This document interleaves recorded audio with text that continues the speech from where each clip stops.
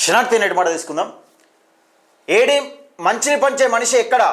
నాలుగు మాటలు మంచి చెప్పే మనిషి ఇప్పుడు ఎక్కడున్నాడు? తోడబుట్టిన బంధువులు, రక్త సంబంధికులు స్వార్థపు ఆలోచనలో నుండి బయటకు రారా?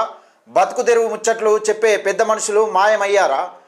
ఆప్యాయంగా పలకరించే అమ్మతాతలు వృద్ధ ఆశ్రమంలో అయ్యో రామ అంటూ బతుకులు ఈడుస్తున్నారు.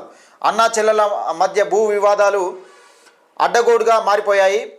అన్నదమ్ముల మధ్య ఆస్తి పంపకాలు కత్తులు నూరుతున్నాయి. ఉమ్మడి కుటుంబాలు, అనురాగాలు బంతి భోజనంలో కూసోని కడుపు నిండా తిన్న క్షణాలు కళ్ళల్లో మాయమయ్యాయి. ఊరు పెద్ద మనుషులు ఇప్పటి తరానికి వెర్రివాళ్ళయ్యారు.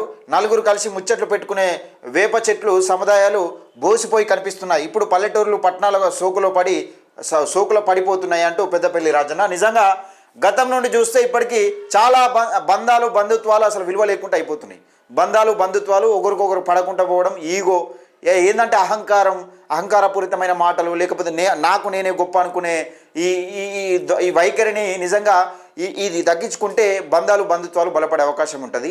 నిజంగా పెద్దపల్లి రాజన్న చెప్పినట్టు ఈ పెద్ద మనుషులు కానీ సరే మార్పు రావాలి, ఎంతైనా మార్పు రావాలి, యువకులు ముందడుగు వేయాలి. కానీ బంధాలు, బంధుత్వాలను మర్చిపోయేటట్టు ఈ ఈ ఈ వైఖరి ఏదైతుందో దీన్ని చాలా ఫ్యూచర్లో చాలా ఇబ్బంది పడే అవకాశం ఉంటుంది. ఎందుకంటే అన్నిటి కూడా ప్రేమ అనురాగాలు డబ్బుతో కొనలేము.